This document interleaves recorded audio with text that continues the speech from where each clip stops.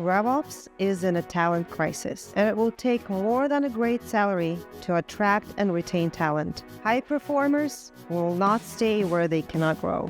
If you're ready to reimagine your recruitment, engagement, and retention strategies to build a talent-dense RevOps team, you're in the right place. Let's get into it.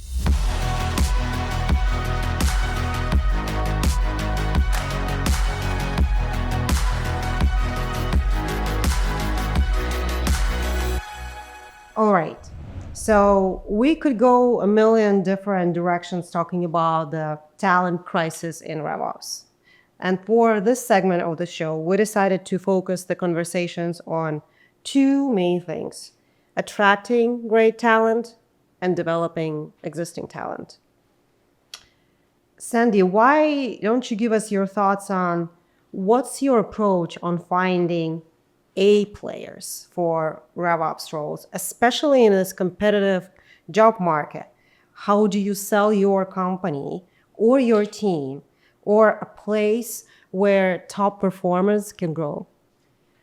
That's a great question. A players are, not a dime a dozen, right? So looking for A players, I try to look for what is their underlying attitude and skill set. And one of the things I really look for is the ability to be agile and to be flexible, because as we know, things change in the market, things change in RevOps. If anybody's ever worked with the sales team, things literally change every week. So, and you can't put on a job description, you need to have 5 to 10 years of RevOps experience, because RevOps hasn't even really fully been around for that long. So it becomes really tricky, but I try to see, what programs have they worked in before? Are they familiar at least with the customer buying journey, the top of the funnel or the sales journey or whatever you're trying to focus on? But when you sit down and interview with them, I need that confidence that they're going to be able to be flexible because things change. That's right. And you can't teach that, right? Always those intangible skills, right? I can teach anyone funnel and pipeline reporting and lead generation and opportunity management. You can't teach that. You have to see it. It has to be an intrinsic trait in that person. Yeah. I think the number one thing that I always look for is just someone who can solve a problem. I don't care if it's a business problem. Just tell me how you solve a big problem, how you break it down, how you approach it, how you bring other models and frameworks into it to really solve a problem. And creatively think about it, right? To Sandy's point, you cannot just go to college and learn RevOps. Right? Yeah. Maybe now you can. Yeah. As of last year, right? We're getting there. Slowly. We're getting there, but it's not something that you can learn. You can take a course on, right? You have to work through this experience, and having this creative mind to problem solving, I think that's really important. Absolutely. Yeah. This is a huge topic for me. In my career, I've always tried to maintain a mantra of people over process. We're going to solve more problems with good people than with good processes and good technology. Now, those enable good people, but you put a great tool in someone that's incapable's hands or the wrong person, and they can't do anything with it. And so for me, the way that we attract top talent is we give them a space to grow. Top talent is there. I don't think there's a talent crisis. I think there's a management crisis in expecting top talent to just come and just do what they're supposed to do and not provide any type of growth. And so when I'm hiring or when I'm talking to someone, I always tell them, I'm going to give you 3 things. I'm going to pay you fairly, and that's different for every role, that's different for every market, but we will always pay you fairly. You're going to know exactly what you need to do to succeed. You have the target, you know exactly how to get there, and we'll help you, train you. Like Louis said, I can train you how to get there, but you'll know what you're going for. And then the third thing I think most, and I really do think most companies lack this, is letting someone define and helping them define what it means when you get there. Does it mean a bonus? Does it mean a promotion? What are they looking for? In the sales world, you're talking to an SDR. How long do they want to be an SDR? Do they want to be an AE? Your RevOps team, we talked about it. Do they want to learn another function in the RevOps world? Until you define that path, then there's not really a nugget at the end. And when we're talking about some reps that don't get commission or don't get that variable pay, If there's not something they're chasing, then they can become complacent. So that last piece is really important to me and sometimes it's not even with my own company. Sometimes it means that opportunity is not with me, but I have to commit to that employee that they're giving me their best. So I'm going to prepare them for the next step in their career, even if it's not with me. Defining those milestones, right, for the team members, and then also working on their goals and connecting their goals to the bigger picture so they understand how they are impacting. We were talking about, put me on a number, right?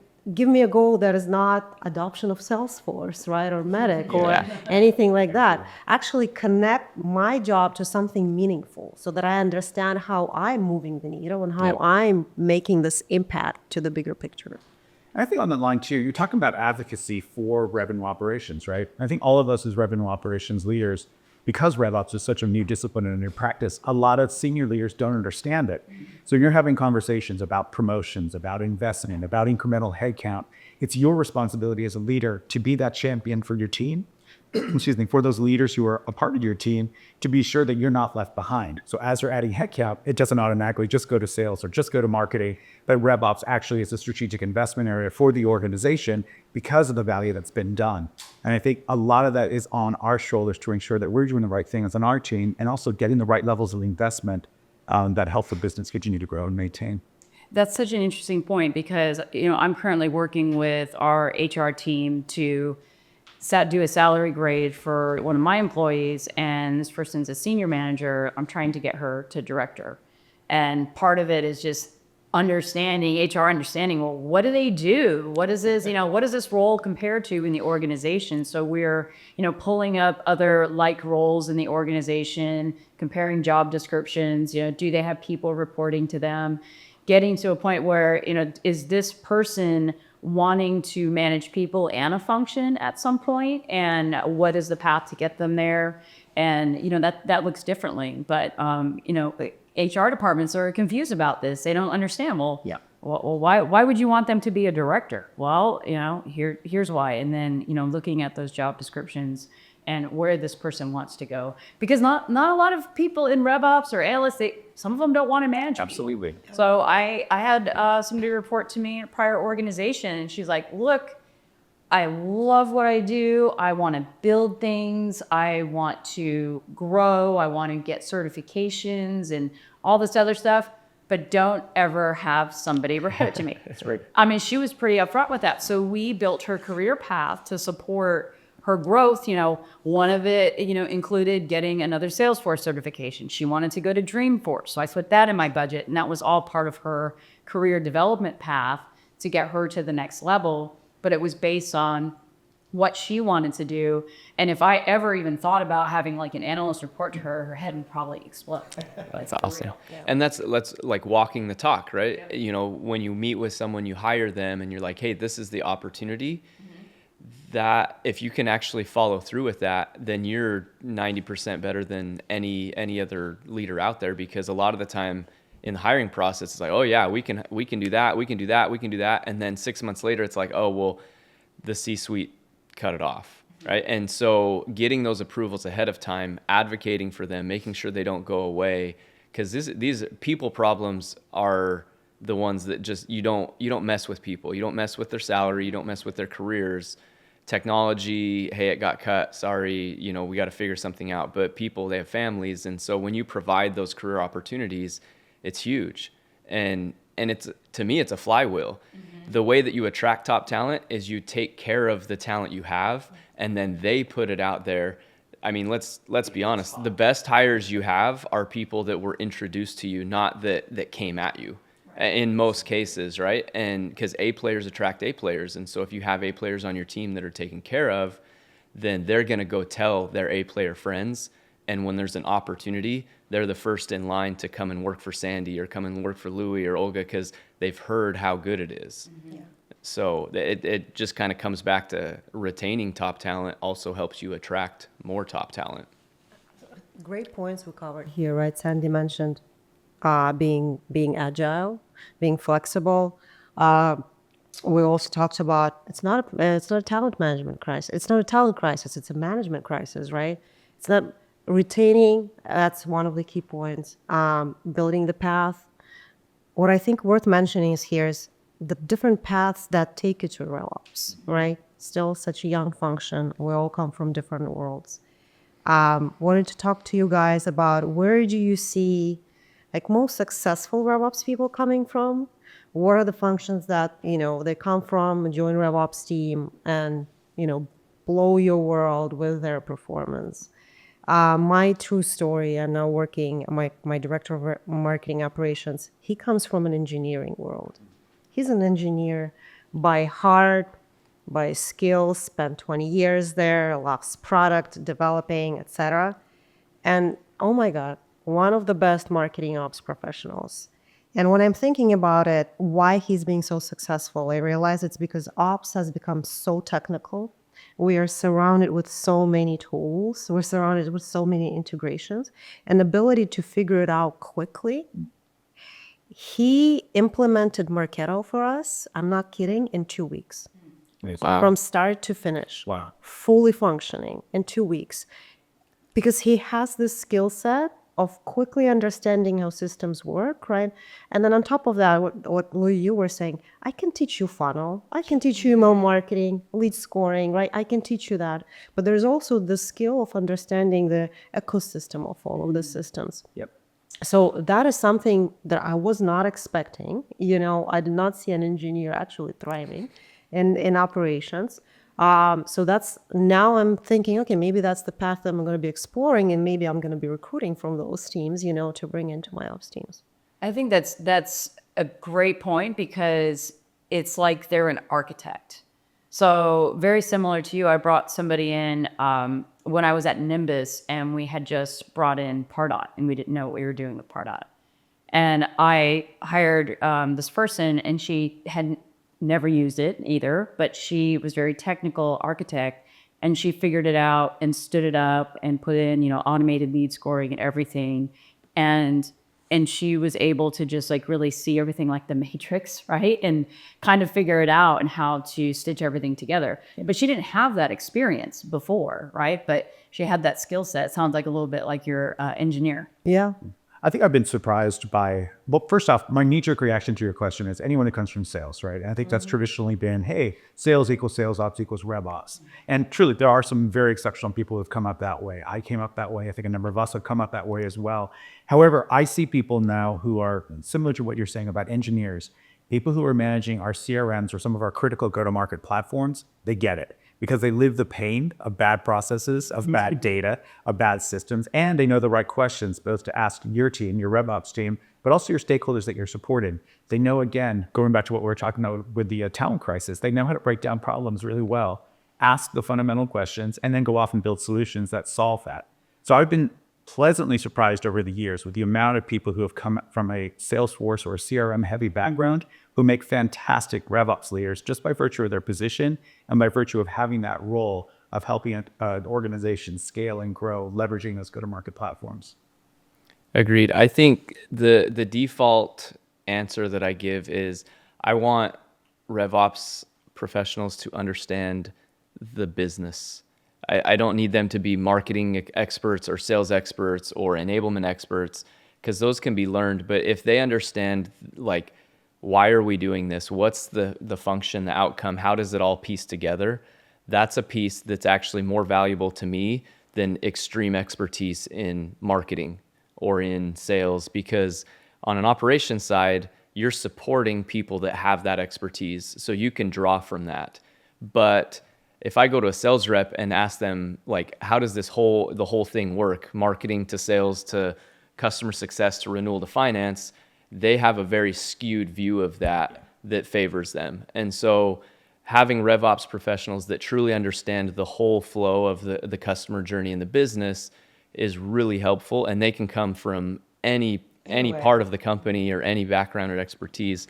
And so that's a really valuable power to have as a RevOps professional, just understanding the business. Outside of that, I want someone that can be at the level of the people they're supporting.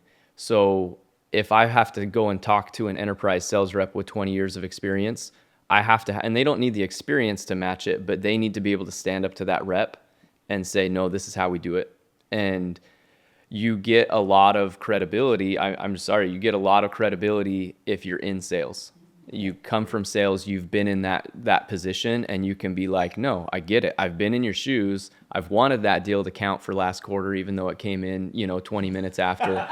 But this is how we do it, right? And you might not win all those battles, but you can't cower from them, because sales reps will eat you alive. And especially the VP of sales, you will be changing stuff for them, and all of a sudden, marketing's at you. And that's when you create infighting by not holding your ground. And so I want someone that understands the business and that can stand firm on the standards we've set. I don't need them to create the standards. I just need them to be able to know that they're empowered to hold their ground. I call it speak sales language. Yeah. Like if you can speak sales language, if you get to that same level, not meant to do lower, same level, so let's bring it higher, same level with them and speak their language, address their problems, in the world that the way they see it, you're going to be successful in sales ops. I was going to make an inappropriate joke about Planet of the Apes or something, but we've been there. It's like we were talking last night. If you have some sales experience,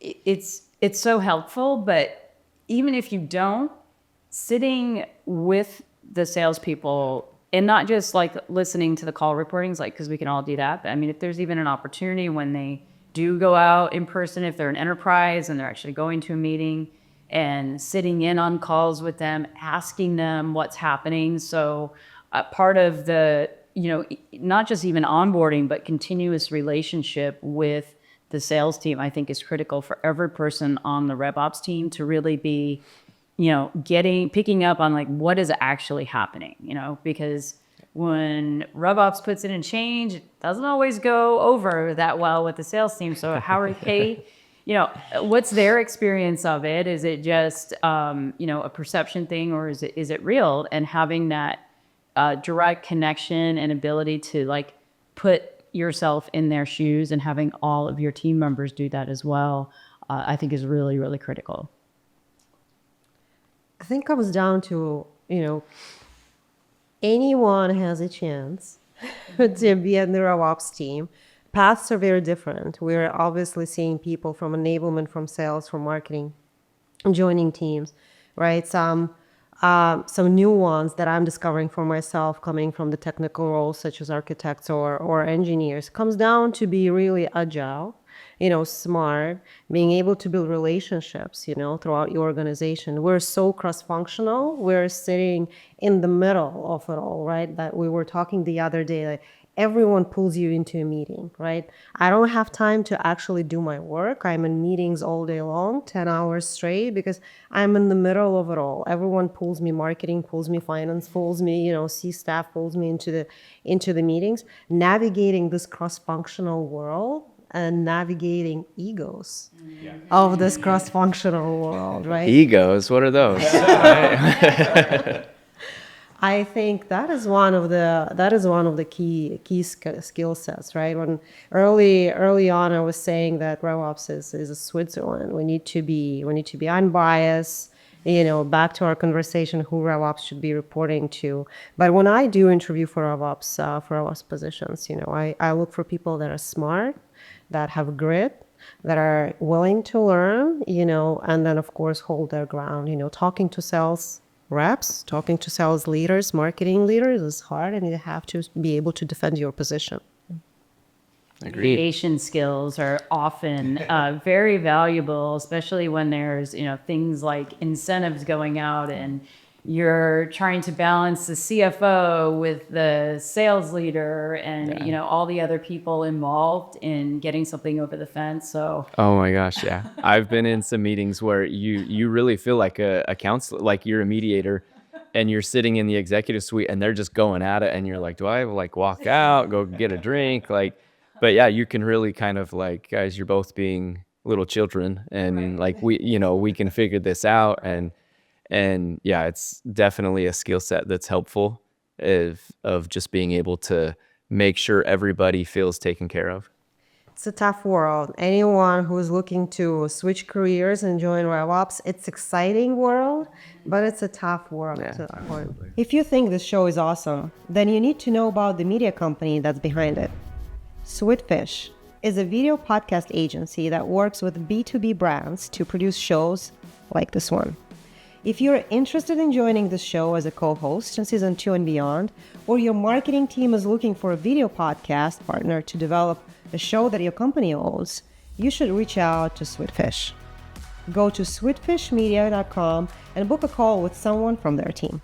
Okay, let's go to the second segment of our episode today. And for this segment of the show, we do a quick discussion about some interesting data that the Sweetfish team tracked down behind the scenes. And today we're talking about a stat that comes from the 2023 State of Revenue Operations report. And this report shows that 83% of RevOps professionals are looking to take the next step in their careers. What are your thoughts on this? Let's start with you. Yeah, number doesn't surprise me at all. I wish it did. And I think there's a whole bunch of reasons. We've talked about some of them already today. It's a young, emerging discipline.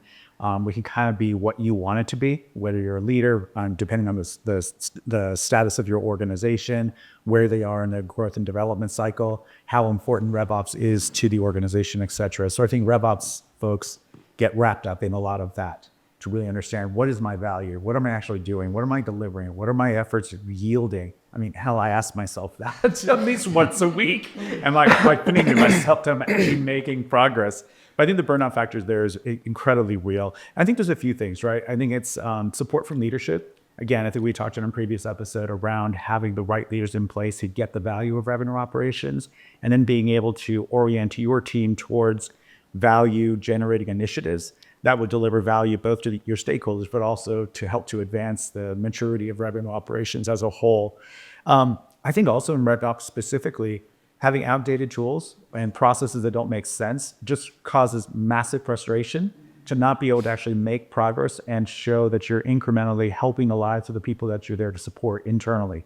I think that drives me insane personally. And I know people who have reported to me over the years in similar situations, like, spend the money, invest, update, even not necessarily going out and buying new tools, just do the right thing with the tool suite that you have, because you have so much power and you're not taking advantage of it. The last thing I'll talk about to you is around long-term versus short-term focus. I think RevOps in particular, we can get distracted by many agendas across marketing, across sales, across customer success, across product, and getting caught in that day-to-day churn of things that really don't matter at the expense of really having a longer term and strategic vision for where the organization needs to go, which is really where the value of revenue operations comes into play. If you minimize our teams and our resources and us, you're delegating us to, or relegating us down to basically an individual contributor position, and we're not able to deliver the strategic value, which is the reason that you have a RevOps team to begin with. So I'll get off of my soapbox. I agree with most of what you said. I think that just making sure that those leaders understand it and can deliver that path. And we talked about it earlier of really defining the steps in a career. Like if I asked you, like, I can ask someone off the street, what are the steps in a sales career? You go from setter to account executive to director, manager, some type of responsibility, maybe a trainer, to a manager, to a VP, to, hopefully, that career path is as old as time. And we come into RevOps and no one has the same career path. Yeah. Do I want to go to marketing? Do I want to go to customer success, sales? Do I want to become a leader? Is there a chance to get into the C-suite from RevOps, right? That's a hot topic. That is just not defined. And so it's on us in our own organizations to define it with every single person and make sure that that's what they want, they're on board, and that the executive team is on board with that. Because in a sales org, in a lot of orgs that I've been in the sales team, if you hit the number for the step above you, you got AE1, AE2, AE3, you hit the number for the step above you, it's not like you take the promotion, you don't have to be given it, like you go and earn it. How do we create that for RevOps where there's a clearly defined path? And it's going to be custom. We're just not there yet that it's all the same. And that's a good thing. It gets us better people because there's not just this standard path. But the one thing I disagree with from what you said, and not a hard, but 100% of the time you said you want, the executive team to invest in the tools. And right now, I think one of the biggest things that I want my executive teams to invest in are the people. I would rather them do more themselves and give RevOps teams what they're actually worth than, and I don't think you disagree with that either. I think the people, I just feel like if we're going to spend money somewhere, pay people what they're worth, pay people what the impact is. And I think it's on us to show what that impact does, especially from an enablement standpoint. I'm sick of seeing enablement be the first thing that gets cut from a team. And then 6 months later, everybody's wondering why quotas dipped or quota attainment dipped, and they get mad at the sales team, and they're like, "Wait, I don't have any help." And you're like, "Yeah, I know." You're like, it's just a cycle I've seen so many times in the companies that I work with that the value of enablement is just undervalued so tremendously. And I agree with Louis, though, that the team needs to be equipped with the right tools, right? I'm definitely not going to go buy every shiny object out there, right? I think that now the motion is canceling the tools versus buying the tools, doing more with less, like we discussed, because of the budget cuts and all that. But the team has to have proper access to proper tooling, right? Like Excel is the best of it all. Like Excel is my number one. You can do pretty much in Excel, pretty much everything in Excel, right? But when they do have pretty strong KPIs to attain and lots of teams to support, they need to be equipped. And when there is no support from the leadership, this is where we're seeing attrition, and this is where we're seeing it's harder and harder to retain the talent there. Yeah, I agree. And sometimes, people and tools, people are tools sometimes. But seriously, in terms of it doesn't surprise me that everybody is looking for the next step in their career. I mean, that doesn't surprise me. I think the big thing is making sure you understand if they're looking for if they want to be strategic or tactical, right? Are they trying to develop their strategic skills? It may not even be on your team. Greg said that earlier. I once had somebody that I brought in.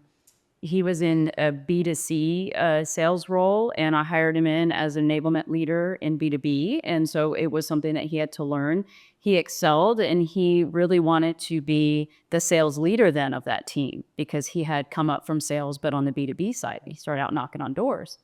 And so I helped him on his career path to get there. And then eventually that position opened up. He applied for it, and he was able to get it. And so he moved off my team, but it was just great for him. And obviously we're both no longer at that company, but he's in my network, and he's doing very well now. He's like a director of sales, and he's continued to move up in his career. So I think it's really important to understand that it may not be in RevOps, but as you said, we're all about I like to hire people that have strengths that I don't have. First of all, I think that's really important, and help them. What is your next step? Okay, you want next step? Is that just more money? Is it more responsibility? Do you want to be a people leader? All the same things you should ask in different roles if you're running a sales team. So as a leader, like I have to take responsibility to develop and coach and mentor people, and it's just to me that's a requirement is being a leader. Yeah. And I promise you, and you guys know this, but that is like the most fulfilling thing in your career. I look back at my years managing SDR teams and sales teams, and I was blessed to work in some pretty enterprise roles, and there just wasn't a career path to go SDR to AE. It was years and years and years. And so when I said, hey, I'll to an SDR, I will get you to an AE job, I meant it. And the amount of people that I went and found AE jobs at different companies while I was their sales leader, and now to see them exceeding expectations and being directors of sales and knowing that they did that, it just wasn't a path that we had. I think too many leaders, yeah, we'll get you there.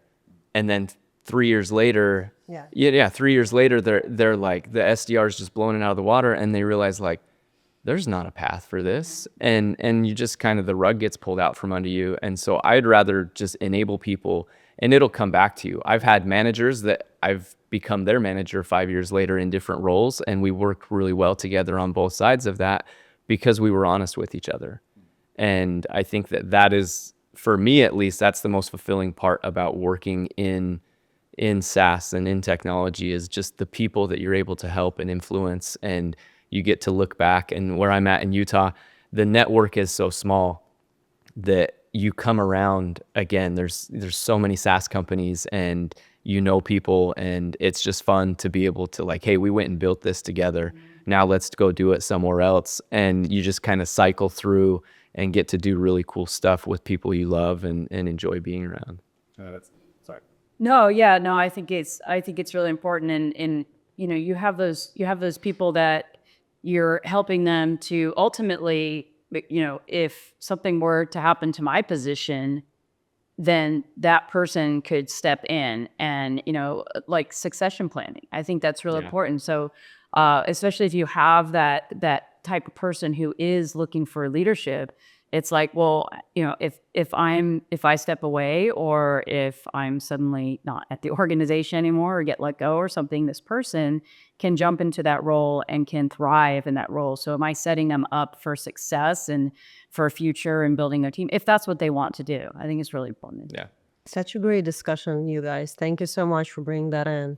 So if you're smart, agile, have great cross-functional collaboration skills, some math maybe on top, and a little bit of technology, RevOps is for you. Thank you so much, guys, for joining me on this. Thank you. Thank you. Keep your brains sharp and your circles wide. We're out.